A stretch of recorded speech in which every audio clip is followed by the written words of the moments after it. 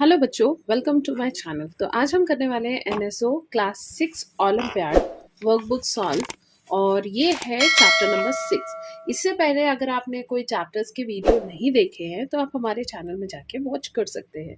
और अगर आप हमारे चैनल में नए हैं तो चैनल को सब्सक्राइब करना बिल्कुल ना भूलिए, क्योंकि आज आपसे रिलेटेड कंटेंट ही हम इस चैनल में डालने वाले हैं। चाहे आपके सिलेबस हो, चाहे आपके ओलंपियाड हो या आईईओ हो या आईएमओ हो, ये सारे ओलंपियाड के वर्कबुक सॉल्व क्वेश्चन आंसर्स मैं इसमें डालने वाली हूँ। और सिर्फ डालने नहीं वाली हूँ, एक एक क्वेश्चन आपको बताने वाली हूँ उसका मतलब क्या है और उसका सॉल्यूशन क्या है। तो चलिए स्टार्ट करते हैं क्वेश्चन नंबर 1 से। यहाँ पे बोला है अ cyclist move from a certain point P and goes round a circle of a radius a and reaches point q exactly at the other side of the point p as shown in the figure. The displacement of a cyclist would be। तो सबसे पहले यहाँ पे motion and measurement of distance का chapter है। तो सबसे पहले आपको छोटी छोटी चीज़ जानना बहुत ज़रूरी है। यहाँ पे क्या बोला जा रहा है, एक साइक्लिस्ट है जो पी से क्यू तक पहुँच रहा है, ठीक है।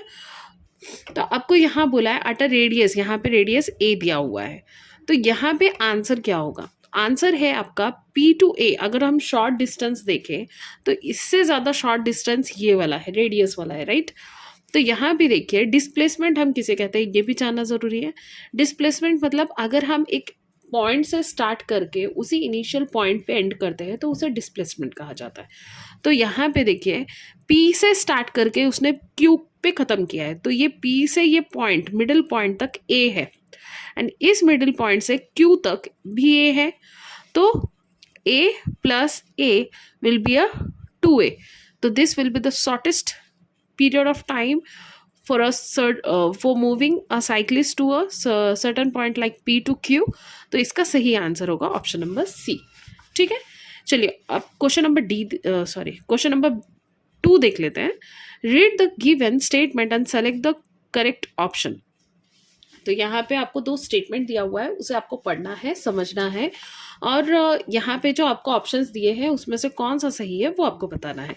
स्टेटमेंट 1 में बोला है the displacement of a body में be zero through distance travel can be finite. Okay, तो वो बोल रहा है कहीं से भी आप डिस्टेंस स्टार्ट करो, ठीक है, तो वो डिस्टेंस फाइनाइट हो सकता है, कितने भी किलोमीटर हो सकता है, लेकिन अगर वो डिस्प्लेसमेंट है तो वो जीरो ही कहलाएगा। फॉर एग्जाम्पल मैंने इस पॉइंट से यहाँ पे स्टार्ट किया और फिर घूम के इसी पॉइंट पे आई, तो this is the displacement. Displacement हमेशा जीरो रहेगा, लेकिन डिस्टेंस जो कवर किया है वो फाइनाइट हो सकता है। डिस्टेंस जो कवर किया है वो फाइनाइट हो सकता है, ये स्टेटमेंट सही है। If a body move such that finally it arrive to the initial point, अगर एक बॉडी मूव करती है एंड फाइनली वो इनिशियल पॉइंट पे आके रुक जाती है, then the displacement will be zero. तो ये भी सही है। While distance is finite, distance कितना भी हो सकता है। तो ये दोनों ही स्टेटमेंट ट्रू है। Both statement 1 and 2 are true and statement 2 is correct explanation of statement 1। तो ये ऑप्शन होना चाहिए, तब भी हम दूसरे ऑप्शंस को भी ध्यान दे देंगे। ऑप्शन बी में बोला है both statement 1 and 2 are true but statement 2 is not correct. तो ये गलत है। Statement 1 is true and statement 2 is false. Statement 1 is false and statement 2 is true. तो इसका सही आंसर होगा statement both the statement are true and 2 is the correct explanation of statement 1। चलिए अब क्वेश्चन नंबर 3 देख लेते हैं। इन अ सर्कुलर मोशन, अगर सर्कुलर मोशन हो रही है, ठीक है, अगर ये सर्कुलर मोशन में कोई चीज़ कंटिन्यूसली घूम रही है तो direction of motion is fixed. कैसे फिक्स्ड होगा? Direction of a motion is not fixed, क्योंकि वो सर्कुलर मोशन में किसी भी डायरेक्शन में मूव हो रही है, राइट। तो direction of a motion changes continuously, ये एक करेक्ट स्टेटमेंट है, क्योंकि उसकी डायरेक्शन कंटिन्यूसली क्या हो रही है? चेंज हो रही है। At every point distance and the displacement of an object moving is same. No. Velocity is constant. No. तो यहाँ पे होगा option B will be your correct answer, because every time the motion is changing, right. Like okay, let's do the question number 4। What causes a moving body to resist a change in its state of motion? तो एक moving body को अपने change in its motion, अपने motion में change होने के लिए क्या मतलब, क्या कॉजेज है? It mass, speed, speed, it's inertia और इट्स वेट। तो इसका सही आंसर होगा इट्स इनर्शिया। अब डिपेंड करता है कि सामने वाले जो बॉडी है जो मूव कर रही है उसके सामने कौन से ऑब्स्टेकल्स आ रहे हैं, राइट। इट्स इनर्शिया उसका आंसर होगा, correct answer. Okay, let's do the question number 5th. The mass of a quarter pounder in grams given 2.205 pound is equals to 1 kilogram is, तो यहाँ पे क्वार्टर पाउंडर बोल रहा है, तो क्वार्टर पाउंडर की बात करें तो 1/4 हुआ, राइट। तो इसे अगर हम किसी पेपर में सॉल्व करें, मैं यहीं पे सॉल्व कर देती हूँ। 1/4 हुआ, 1/4 ऑफ कितना बोला गया है यहाँ पे 2.205, ओके 1/2.205।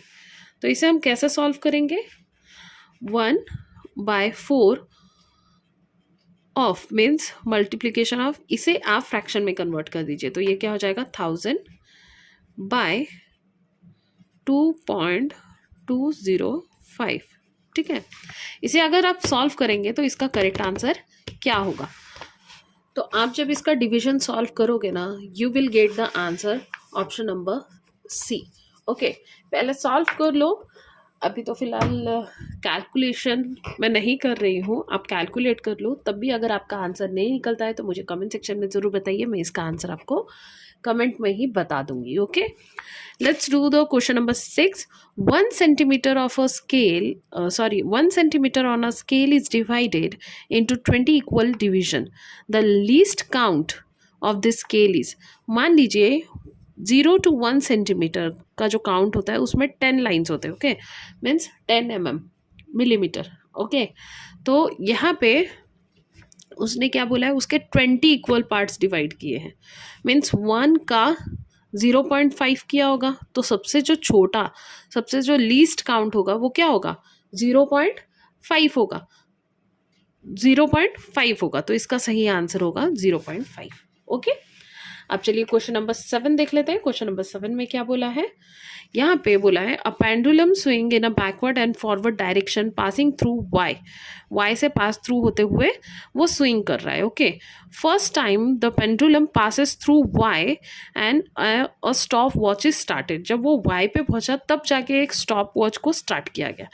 टोटल उसने 21st time the pendulum passes through y, the stopwatch is stopped, the reading is t।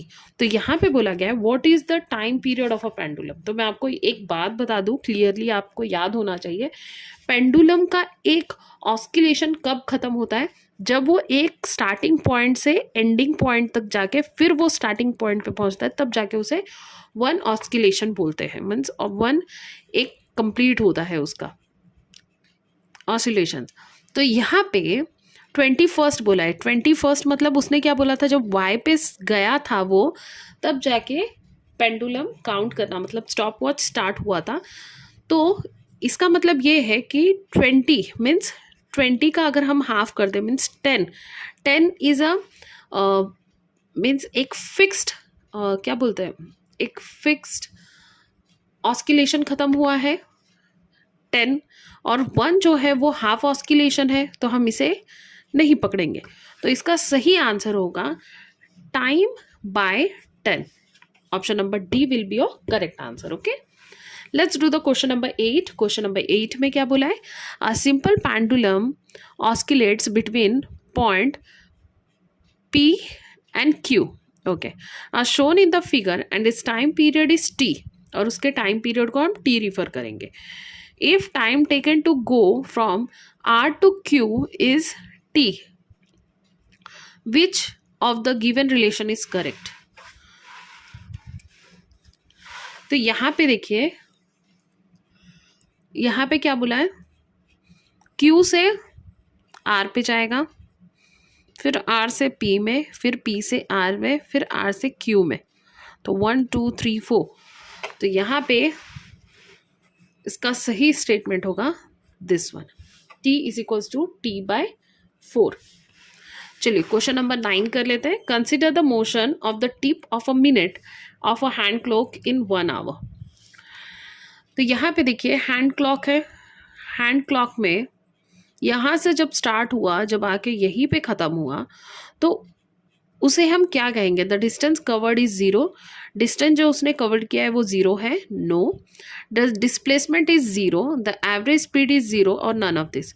तो यहाँ पे मैंने क्या कहा था, जब भी कोई चीज़ एक जगह से स्टार्ट होके उसी पॉइंट पे एंड होता है तो उसे हम क्या कहेंगे? डिस्प्लेसमेंट। Displacement is zero. तो उसका सही ऑप्शन होगा option number B. Hope so आपको समझ में आ रहा होगा। चलिए क्वेश्चन नंबर 10 देख लेते हैं। क्वेश्चन नंबर 10 में बोला है the length of a pencil is measure using a ruler as shown in the figure. What is the apparent length of the pencil seen by the observer and the actual length? उसका actual length क्या है और apparent length मतलब जो इसे देख रहा है तो उसके हिसाब से ये apparent length क्या है? तो यहाँ पे देखिए, यहाँ से यहाँ तक कितना है? 0.5 centimetre, 0.5 centimetre, 1 centimetre, 2 centimeter, 3 centimeter and 3.5 and 3.7 millimeter. ठीक है, दिस वन अपेरेंट लेंथ है। और इसका एक्चुअल लेंथ क्या है? 10, 20 and 30.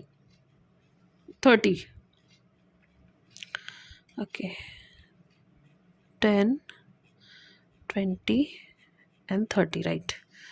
30 mm. तो option C will be your correct answer. Apparent length means apparent length यहाँ से हमें यहाँ तक काउंट करना है एंड एक्चुअल लेंथ उसकी पेंसिल की देखा जाए तो यहाँ से यहाँ तक है। तो होप्स आपको ये क्वेश्चन 10 समझ में आए होंगे।